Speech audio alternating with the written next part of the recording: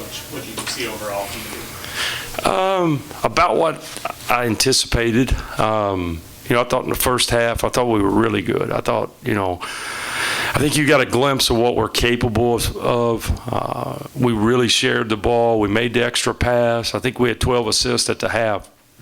And it got a little too easy. And in the second half, our energy level on the defensive end wasn't as good, and we just kind of ventured off and started hooping instead of executing like we did in the first half. But, typical first time out, especially with that many new guys. But thought there were, a lot of bright spots and a lot of areas to get better. Go ahead.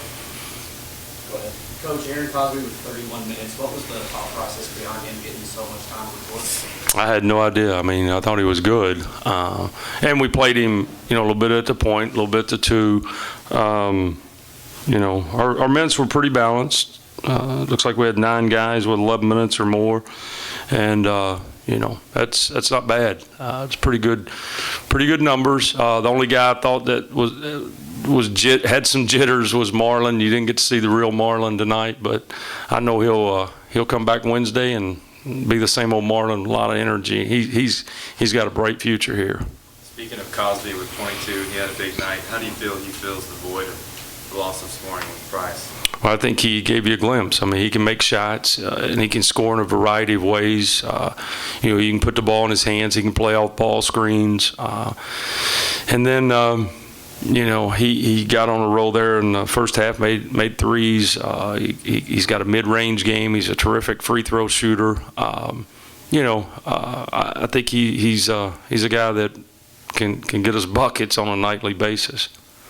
Talk about the backcourt as a whole being a strength. Was the first half really, you mentioned showing what they can be in terms of playing off each other? Yep. I mean, like the last play of the half, Fred just went in there and just made an athletic play, read what was open, and when you can spot Aaron Cosby and Chris Harrison-Dox up on the wings, and you got Fred with the ball in his hands go make plays, it's a pretty good feeling. And we're going to look at a lot of different combinations. I thought Nigel Snipes was really good. I think he was just like he's been in practice. He was comfortable. He was aggressive, and we played him more at the 4. He really played more at the 3 in practice. But we tried to go small a little bit against that lineup, and I thought he adjusted and played well. You all played really fast in the first half. Do you think that contributed to the fatigue in the second half and the defensive effort? I don't think we were fatigued. I just thought we were lackadaisical.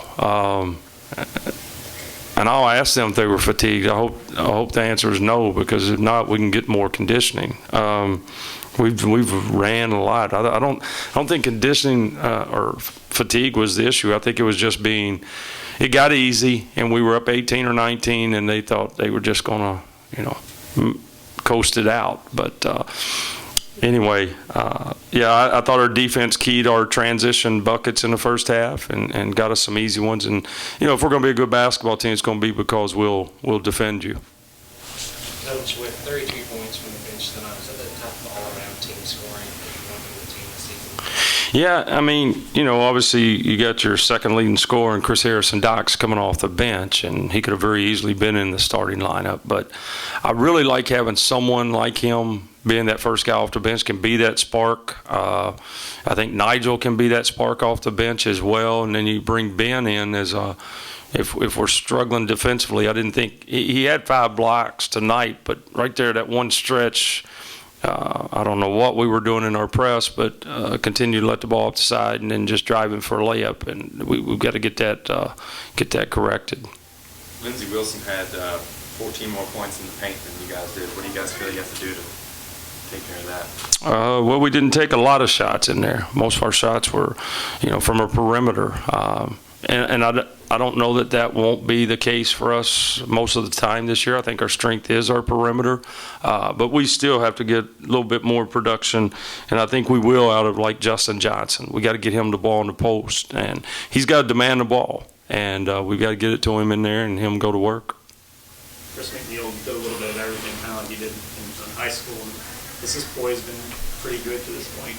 He's shown you something to start. Yeah, I mean, he just does a really good job of being that lead guard and leading your team and running it and getting the ball moving. I don't think he had any assists second half, though. I think he had 4 at the half, no turnovers, and he ended up with 4 assists, 2 turnovers. So, I want him to stay aggressive and continue to attack. And again, we got to remember he's a freshman playing his first college basketball game, and I'm sure there were some nerves, but he really didn't show it in the first half. So, really like him. He and Fred, your 2 leading rebounders. I think with Fred, that could be the case on a lot of nights. Nice to have Time that. for 1 or 2 more. Go ahead. Kentucky Wesleyan. It's first what you want to do, but also I'm sure it's a special game for you. Yeah, well, I mean, obviously I spent a lot of time there, and we worked on a closed scrimmage with some, an ACC school, and it just kind of fell through at the last minute because the one thing we wanted to do is really challenge these guys one time before we got into regular season. They're going to get challenged Friday night. I mean, that's a team with 9 Division I transfers. They have size.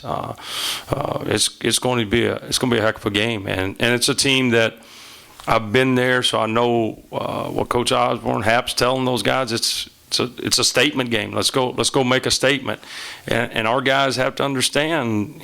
They better be ready to play Friday night. Anything else for Coach?